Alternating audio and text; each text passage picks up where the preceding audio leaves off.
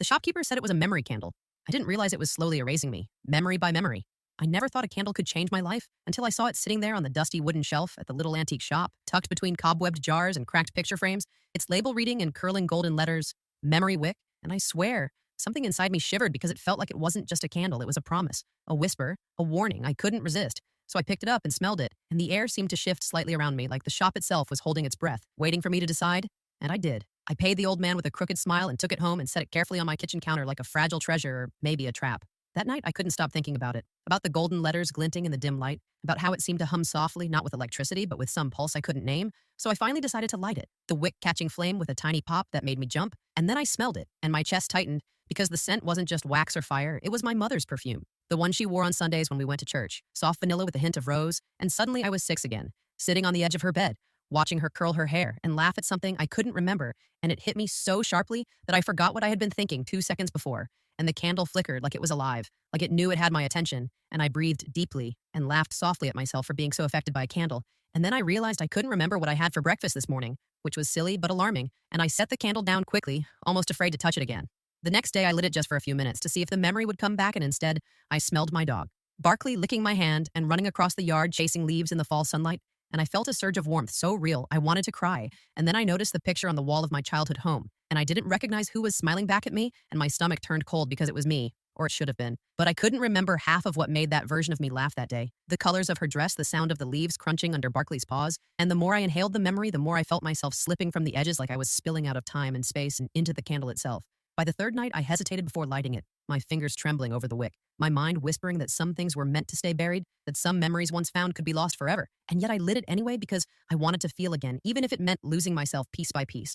And the flame danced and the scent shifted from warm vanilla to wet grass to rain on asphalt to my first heartbreak, and I gasped because the ache was so vivid, I thought my ribs might crack, and I realized with a shock that I couldn't recall the name of my first best friend, and I clutched the counter, like it would hold me together, and I wondered if the candle knew it was stealing me slowly, and if it mattered that I let it. If you found a candle that could show you your happiest memories but made you forget something else each time, would you light it again?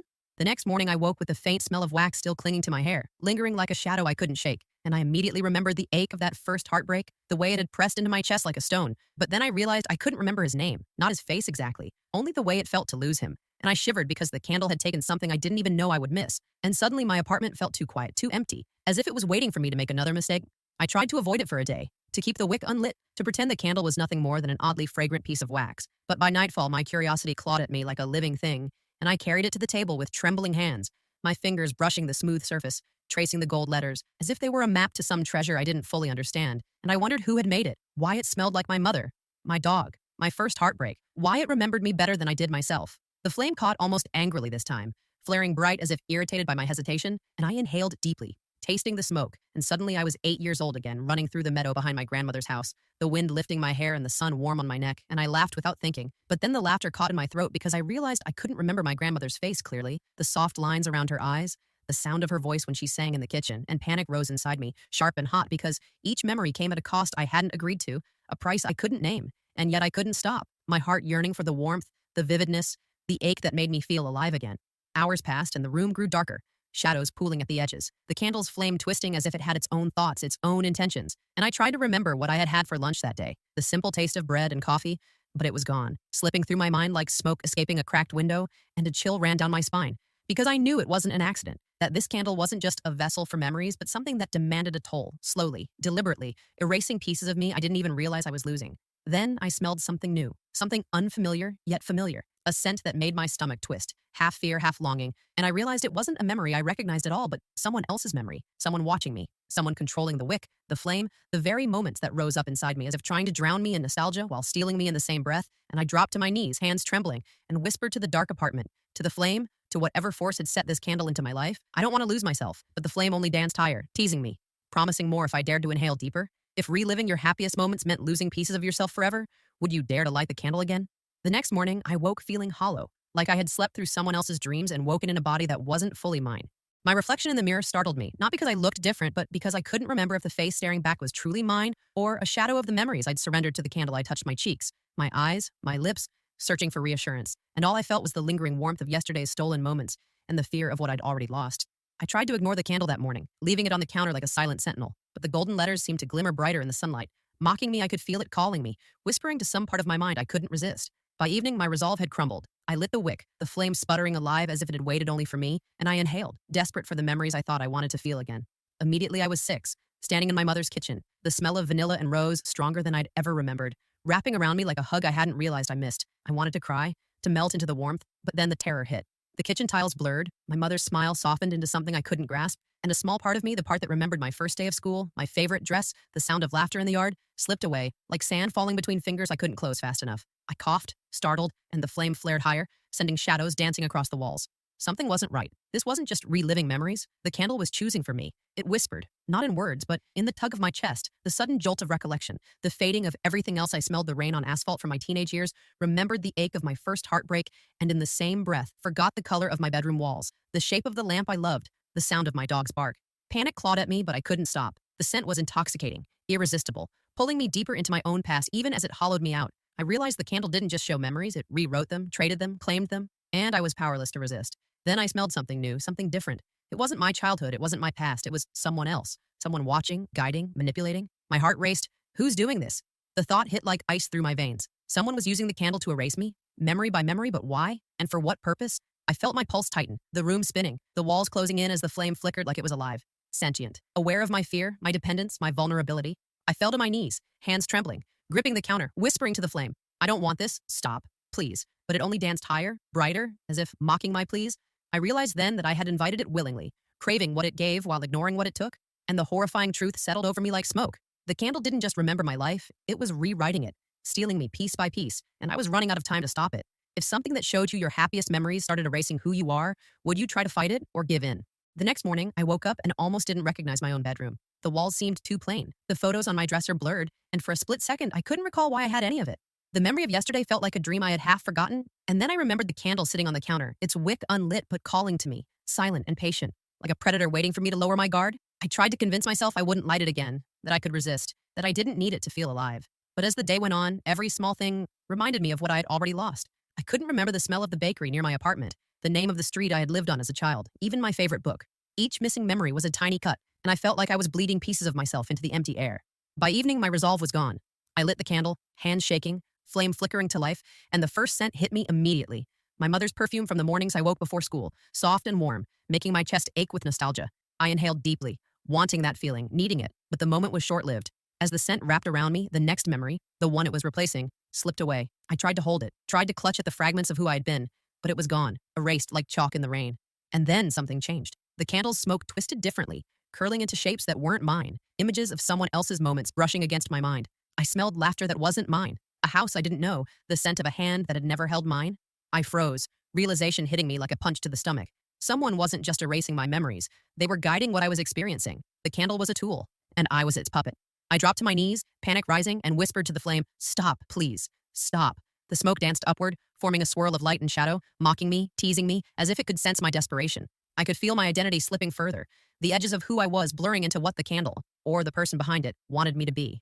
My heart hammered, the room spinning, every inhale tasting like someone else's life. I tried to run, grabbed my coat, thought I could escape the apartment and leave the candle behind, but the moment I stepped toward the door, the memory of where I lived, of how to get to the street outside, had faded. My hands shook as I fumbled for the doorknob, realizing I didn't know if I could even leave this room. It was as if the candle had swallowed my map of the world, my anchor, and left me stranded in a reality that was shrinking around me. I sank to the floor, hugging my knees, feeling a part of me I couldn't name already gone. The candle flickered, its flame warm and seductive, whispering promises I didn't want but couldn't resist. And in that moment, I understood something terrifying. It wasn't just memories it wanted, it was me, all of me. If you knew something that felt magical was slowly erasing who you are, would you confront it or hide from it? I couldn't stop thinking about the candle, even as I tried to convince myself I could. I went through the day, in a fog, my coffee tasting bland, the sunlight too bright, the world too sharp against the dull ache of missing memories I didn't even know I'd lost. Every small thing felt alien, the hum of my refrigerator, the clatter of dishes, the sound of my own voice, but nothing hurt as much as the fragments of my childhood that had already slipped through my fingers, irretrievable, and I felt myself unraveling with every passing second. By evening, I knew it was hopeless. The candle's golden letters glimmered on the counter, soft yet commanding, and when I picked it up, my fingers burned with a thrill of forbidden things. The way you want something even though it will hurt you, the way you know it's wrong but can't stop.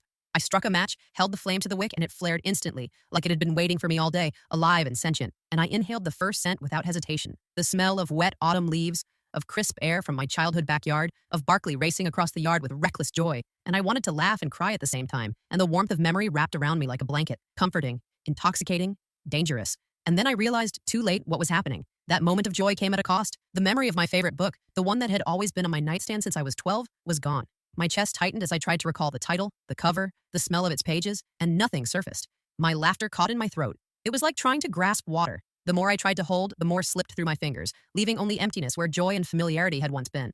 The candle's smoke twisted around me, curling like fingers brushing against my skin, and I could feel it probing, testing, taking what it wanted, leaving only fragments of myself behind. I smelled something different then, something not mine, a faint scent of metal and old leather, of someone standing behind me, observing, waiting, and fear coiled in my stomach like a living thing. I spun around, heart pounding, but the apartment was empty. I could feel it anyway, the sense of another presence guiding the flame, choosing which memories would survive and which would vanish. I sank to the floor, wrapping my arms around my knees, staring at the flame as it danced in the dim light, hypnotic, cruel, and I realized that every time I lit it, I was surrendering another piece of myself. And the worst part, I wanted to light it again, even knowing the cost, even knowing that it was stealing me. I wanted the memories, the warmth, the ache of remembering what I had lost, even if it meant forgetting who I was. And in that moment, a terrifying thought struck me. Someone wasn't just using the candle to take my memories, they were using it to erase me entirely, piece by piece, until I might exist only as a hollow shadow of who I'd been, a ghost inhabiting my own body. If reliving your happiest memories meant slowly erasing who you are, how far would you go before stopping? The next morning, I woke and felt unmoored, as if the world had shifted while I slept. The apartment was familiar, yet nothing felt quite right. The scent of my coffee, normally comforting, was muted, and when I glanced at the bookshelf, I realized I couldn't remember half the books I'd carefully collected over the years. My hands shook, and I pressed them to my face, heart hammering, because the candle had already taken pieces of me I hadn't even noticed, and now it was impossible to know how much I'd left. I tried to distract myself, worked on my laptop, scrolled through photos, called a friend, but the effort to remember was exhausting. Everything seemed hollow, flat. Even my own face in the mirror looked wrong. The reflection wasn't quite mine. It was missing something I couldn't name, something vital that the candle had already claimed. I realized with a cold shock that I didn't remember how my favorite necklace had come into my life. The memory of the day it had been given to me, fading like mist by evening. I knew I had to face it. I picked up the candle, its golden letters glinting like a challenge, and struck a match. The flame burst alive, warm and hypnotic, and I inhaled, craving the scent of my childhood backyard, the laughter of Barkley, the warmth of my mother's perfume, anything to anchor me. The memories came, vivid and beautiful, like sunlight breaking through a storm, but with each inhalation, the candle took more. This time it was deeper, crueler. The scent of autumn leaves made me shiver with joy, but I tried to recall my own middle school best friend, and found the name gone, the face hazy. I tried to remember my father's laugh, the way he held me when I was sick, and even that had dimmed, slipping from my mind into the smoke curling around the flame. I pressed my hands to my temples, feeling myself unraveling, a puzzle losing pieces faster than I could put them together. And then I smelled something else, unfamiliar yet intimate, a whisper of someone else's presence, a guiding hand, a hidden observer shaping my experience. Panic surged through me. I stumbled backward, tripping over my rug, and the candle flickered violently, almost as if it were laughing at me, daring me to take another breath, another memory. I realized in that terrifying instant that I wasn't just losing pieces of my past, I was losing myself entirely, the essence of who I was, and someone out there was orchestrating it all. I sank to the floor, clutching my knees, staring at the flame as if it were alive, sentient, cruel. I wanted to scream, to throw it across the room, but the flame called to me again, offering warmth, comfort, connection to memories that were vanishing fast. I knew the more I lit it, the faster I disappeared. Yet, like a moth to fire, I couldn't stop myself. I inhaled deeply, tasting my own life, trading it for fleeting glimpses of who I had been. And I understood the truth in the pit of my stomach. The candle wasn't just a vessel for memory, it was a thief, a manipulator, a predator, and I was its willing victim. If you could relive your happiest memories but lose parts of yourself each time, would you keep lighting the candle? Or risk never remembering again? The nights had grown unbearable. Every time I closed my eyes, I could feel the candle's pull, whispering to me, teasing me, promising warmth and memory, and I knew I couldn't, but I couldn't resist. Each time I lit it, I felt alive and terrified at the same time, tasting fragments of my past that I longed for, while pieces of myself vanished into smoke I could no longer grasp. I was losing my favorite songs, the scent of rain, the color of my childhood blanket, and I could feel it all slipping, dissolving, leaving me hollow. Then one night, I noticed something different. The flame twisted oddly, casting shadows that didn't belong. They moved like fingers reaching out, stretching across the walls, curling toward me, and I realized with a jolt that the candle wasn't just alive. It was aware. I could sense it watching me, choosing, guiding my thoughts, selecting the memories I would relive and the ones I would lose. And the awareness made my stomach turn. I felt manipulated, violated, like a marionette in the hands of some unseen puppeteer. I tried to step back, to put distance between myself and the wick. But then a faint sound reached me. Almost like breathing, I froze, eyes darting around the darkened apartment, but there was no one there. And yet the flame seemed to respond, flickering toward the corner of the room as if it were pointing, guiding me, drawing me into something I didn't want to see. My heart pounded, and I realized with horror that someone else had to be behind this, using the candle as a tool to erase me piece by piece. The next memory that came was intoxicating, my mother's perfume, vivid and warm, and I was 6 again, sitting on her bed, feeling her arms wrap around me, laughing at a joke I barely remembered. But the taste of that memory brought a pang of fear because I realized I couldn't recall my father's face clearly anymore. The candle had taken it, and someone was making sure I couldn't hold on to what truly mattered.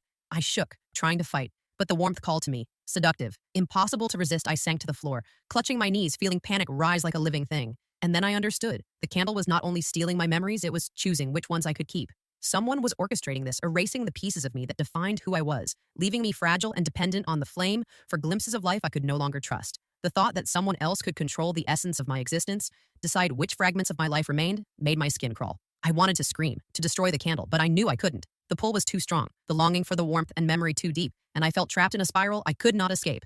And as I watched the flame dance, twisting and flickering like it had a mind of its own, I whispered to the shadows creeping along the walls, "Who are you? What do you want? Why me?" And in the curling smoke, I swore I saw a shape, a silhouette, almost human. Watching, smiling, satisfied with my fear. If someone could control your memories through a magical object, would you fight back or surrender to the past you crave? The days blurred together. I woke each morning feeling like a stranger in my own life. Friends' names hovered on the edge of my memory, like leaves just out of reach in a windstorm, and sometimes I would call someone I loved. And mid-conversation, I would forget why I was speaking to them, what jokes we had shared, what moments had cemented our bond. It was terrifying, losing the people who had defined my life, one memory at a time, and I knew it was the candle's doing, and more than that, I knew someone was orchestrating it, making sure I could never reclaim the parts that truly mattered. I tried to resist. I hid the candle on the highest shelf, covered it with a towel, even considered throwing it away. But the flame haunted me, the pull impossible to ignore, like gravity, like an addiction. One evening, I gave in. The match flared, and the wick caught instantly. The scent hit me. My first dog, running through the yard in the summer heat, tongue lolling, joy so pure it brought tears. But in that same breath, I couldn't remember my best friend's birthday, my own mother's favorite song, my father's laugh, tiny fragments of my life vanishing into smoke as the candle demanded its payment. And then it happened. I smelled a memory that didn't belong to me, a scent so strong and unnatural it made my chest tighten. I saw glimpses of someone else's life, moments I had never lived, laughter I'd never heard, pain I had never felt. And in that horrifying instant, I realized the candle was showing me not only my memories, but the memories of someone controlling me, shaping me, erasing me slowly, and watching the process. Someone was choosing what I could feel, what I could remember, deciding which pieces of me would survive. I tried to scream, but the sound caught in my throat. My hands trembled as I reached for the candle, wanting to extinguish it, to shatter it, but my fingers froze inches from the flame. The warmth, the allure, the memories calling me back were too strong. I inhaled deeply, desperate for the brief connection, the fleeting comfort, and immediately I felt a pang. My first kiss, a memory of tenderness, laughter, love, already gone. Leaving me hollow and gasping, I sank to the floor, hugging my knees, the flame flickering like it was alive, mocking me, teasing me, dancing higher as if daring me to resist. I realized in that moment I wasn't losing only the past. I was losing my ability to be present, to hold on to who I truly was. The people I loved were fading, the essence of my life unraveling, and somewhere beyond the smoke, someone, or something, was guiding the candle, orchestrating my erasure with meticulous cruelty. And the most terrifying thought of all crept in. If this continued, if I didn't stop it now, I would disappear completely, a hollow shell of myself, living only in fragments and smoke, controlled by the whims of an unseen puppeteer who had the power to steal me piece by piece. If an object could slowly erase the people you love from your memory, would you risk using it for even one moment of happiness? By now, I could barely recognize myself.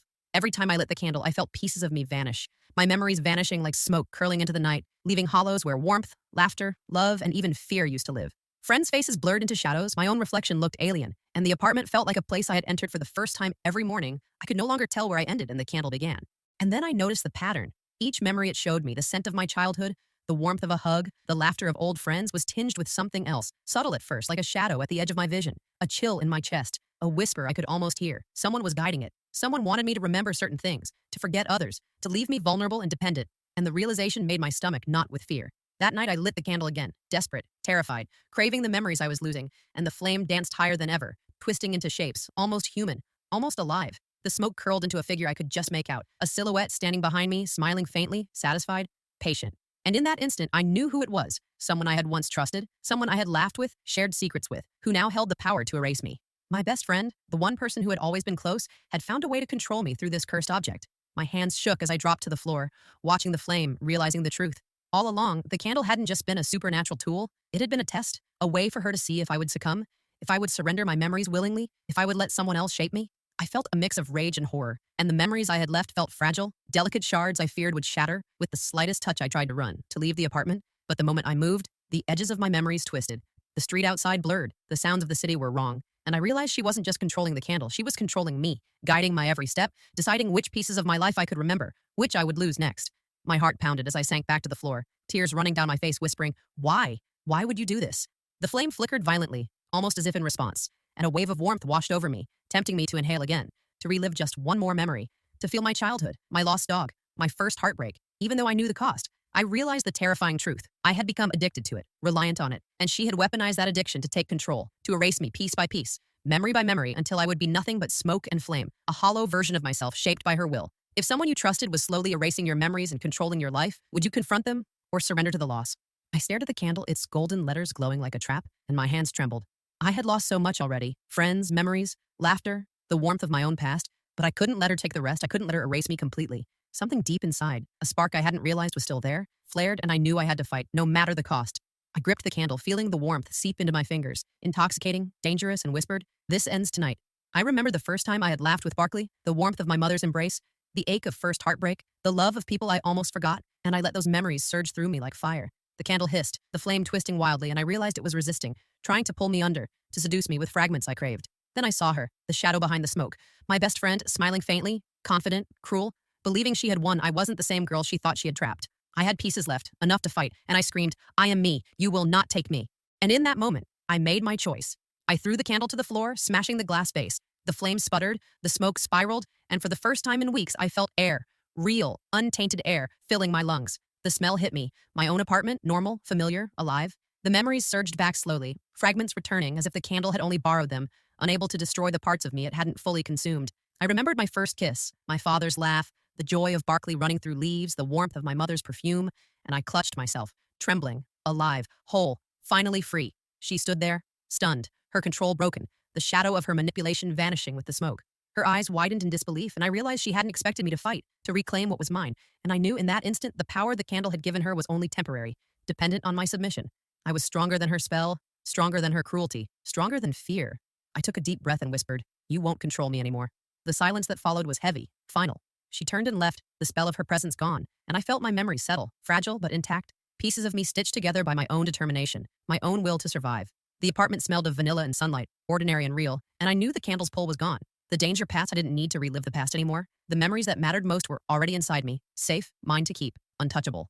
And as I sat in the quiet, feeling the remnants of fear and relief swirl together, I understood something vital. Memories are precious, but the true power isn't in holding on to them. It's in refusing to let anyone else decide which parts of you exist, which fade and which remain alive forever. If someone tried to erase your memories and control your life, would you fight back to reclaim yourself, no matter the cost?